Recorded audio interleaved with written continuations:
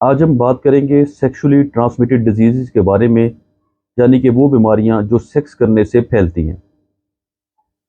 مطلب یہ ہے کہ اگر ایک پارٹنر میں مرد میں بیماری عورت کے ساتھ ملاپ کرے گا تو یہ بیماری اس عورت میں پھیل جائے گی۔ اگر کوئی عورت انفیکٹڈ ہے اور وہ کسی مرد سے ملاپ کرتی ہے تو یہ بیماری اس مرد میں پھیل سکتی ہے۔ سیکشولی ٹرانسمیٹڈ ڈیزیز سیکس سے پھیلنے والی بیماریوں کی ایک لمبی لسٹ ہے۔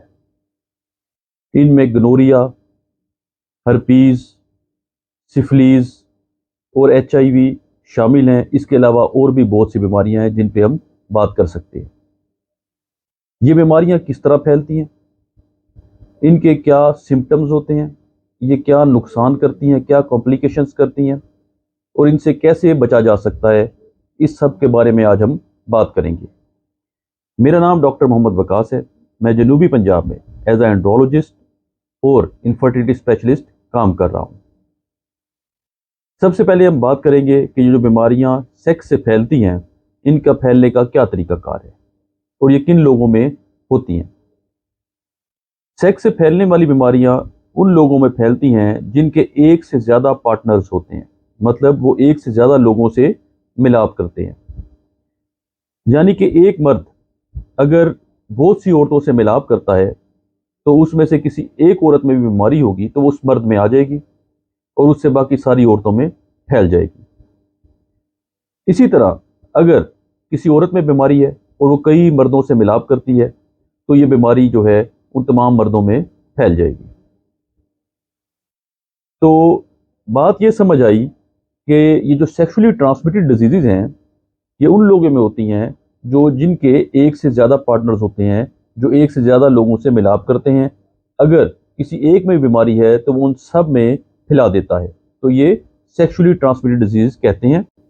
اس کے علاوہ یہ بیماریاں جو ہے ان نیچرل یعنی کہ غیر فطری جو روٹ سے ملاپ کیا جاتا ہے اس میں بھی پھیلتی ہیں، یعنی کہ مرد اور عورت جو کہ ایک دوسرے کے جینیٹیلیاز جو سیکشول آرگنز ہیں ان کو کسنگ کرتے ہیں، سکنگ کرتے ہیں، اس سے بھی بیماریاں یہ پھیل سکتی ہیں۔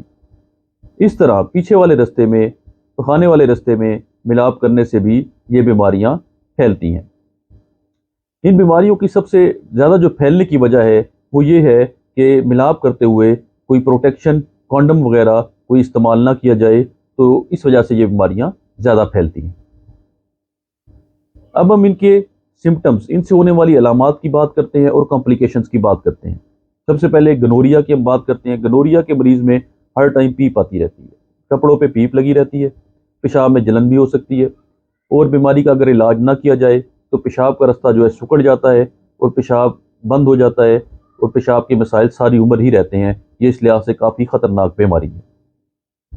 اگر بات کی جائے سفلیس کی، تو سفلیس کے مریض کے جو نفس کے اوپر ایک السر بنتا ہے جو کہ کچھ عرصے میں ٹھیک ہو بھی جاتا ہے، نہیں بھی ہوتا۔ اگر بیماری ٹھیک ہو جائے یا چھپی رہے تو چھپی رہے، اگر بیماری پھیل جائے تو دل کے، دماغ کے کافی مسائل پیدا کرتی ہے، جو کہ ایسی بیماری ہے جو کہ ٹریٹ کرنا بڑا بعض اوقات مشکل ہو جاتا ہے۔ تیسری جو امپورٹنٹ بیماری ہے اسے ہرپیز میں نفس کے اوپر دانے نکل آتے ہیں، اور بعض لوگوں میں بار بار کچھ مہینوں بعد دانے نکلتے رہتے ہیں جو کہ کافی پینفل ہوتے ہیں اور مریض تکلیف میں رہتا ہے۔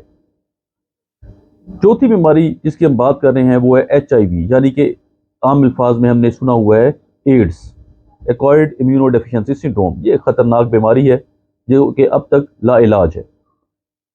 یہ اس میں اگر کوئی مریض مبتلا ہے تو اس کو دوائی جو ہے ساری عمر کھانی پڑتی ہے تاکہ بیماری جو ہے چھپی رہے، اور اگر یہ بیماری پھیل جائے تو لا علاج ہو جاتی ہے۔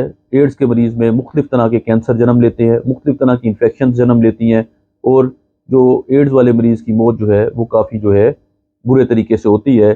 اس لیے اس بیماری سے ہمیں خصوصی طور پہ بچنا چاہیے۔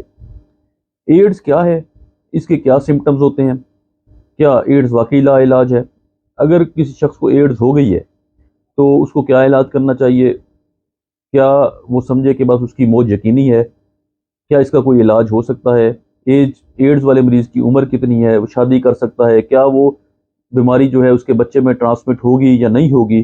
اس سب پہ ہم ایک الگ سے ویڈیو سیشن کریں گے، کیونکہ ایڈز جو ہے بڑی تیزی سے ہمارے معاشرے میں پھیلتی جا رہی ہے، تو ایڈز کے حوالے سے آگاہی، بیماری کے حوالے سے بھی آگاہی بہت ضروری ہے، اور بیماری سے بچنے کے بارے میں بھی آگاہی بہت ضروری ہے۔